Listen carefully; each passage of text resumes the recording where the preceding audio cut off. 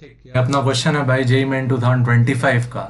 A particle is released from height S above surface of अर्थ। ये हो गया क्या? अर्थ। इसके सरफेस से हम लोग कितना ऊपर गए? एस।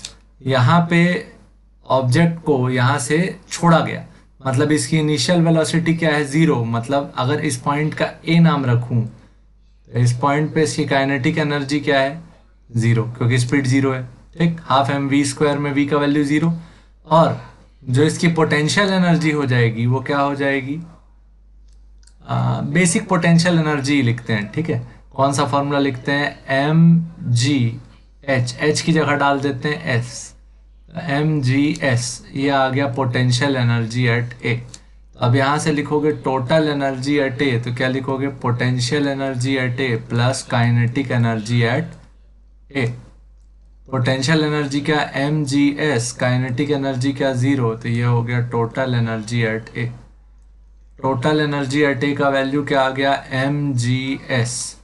ठीक, उसके बाद at certain height it's kinetic energy is 3 times it's potential energy.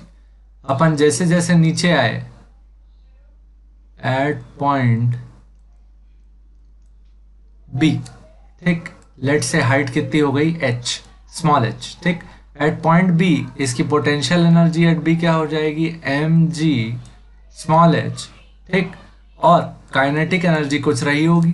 ठीक, अपने को ये भी बताया गया है कि at this point B at a certain height it's kinetic energy is 3 times it's potential energy. मतलब kinetic energy is 3 times potential energy.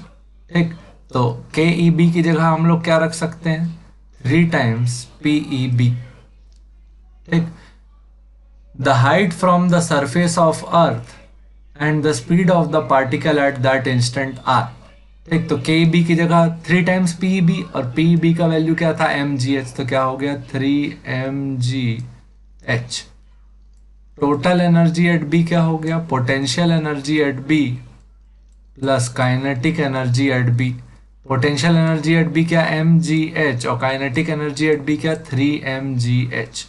Total कितना हो गया? 4 mgh। ठीक, सिंस फ्रिक्शनल फोर्स की बात नहीं कही गई है तो हम लोग क्या बोलेंगे? Total energy at A equal to total energy at B. यानी कि ए पॉइंट की और बी पॉइंट की एनर्जी जो होगी वो क्या होगी? बराबर। तो एम जी एस बराबर क्या लिखोगे? 4 mgh। एम जी से एम जी क्या हो गया? कैंसल। तो एच का वैल्यू क्या आ गया? s/4।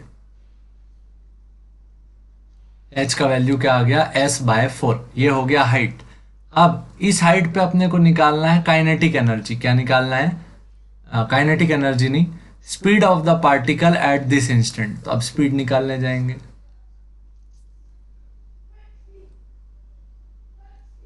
स्पीड लिखेंगे तो अब काइनेटिक एनर्जी के टर्म्स में कर लेते हैं सब चीज़ों को, ठीक है।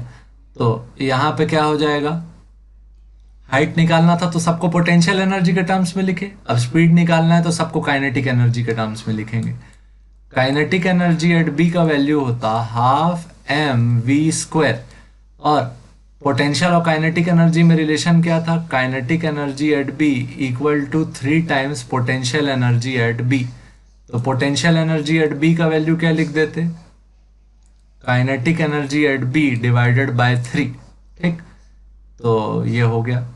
यहाँ से टोटल एनर्जी एट बी क्या आ जाता?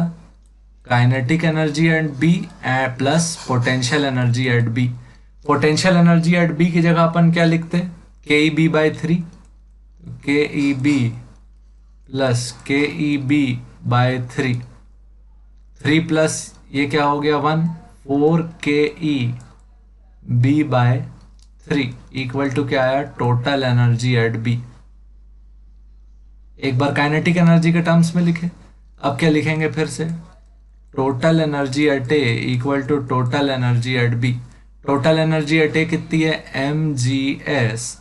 टोटल एनर्जी एट बी कितनी है? 4/3 kinetic energy at B. Kinetic energy at B का वैल्यू क्या लिखोगे? Half M v square. M ji s equal to 4/3 into half M v square. m से m cancel हो गया, 2 1 ज़ा 2, 2 ज़ा तो क्या आया, g into s equal to 2/3 v²। 3 ऊपर गया 2 नीचे गया तो v² का वैल्यू क्या आया, 3/2 gs। यहां से v का वैल्यू क्या प्रकट हुआ, √3/2 gs। तो अपने पास दो आंसर है, हाइट का वैल्यू s/4 और स्पीड का वैल्यू √3/2 gs। यहाँ अपन आर्टिकल क्या यूज किए कि जब हम लोग को हाइट निकालना था तो इस साइड की पूरी वैल्यू को पोटेंशियल के टर्म में लिखे, और जब हम लोग को स्पीड निकालना था तो टोटल वैल्यू को किसके टर्म में लिखे, काइनेटिक। कौन सा ऑप्शन लगा, सी। ठीक, ले दे के कॉन्सेप्ट क्या है कि अगर फ्रिक्शन जीरो हो तो टोटल एनर्जी एट ए और टोटल एनर्जी एट बी क्या होंगे, बराबर।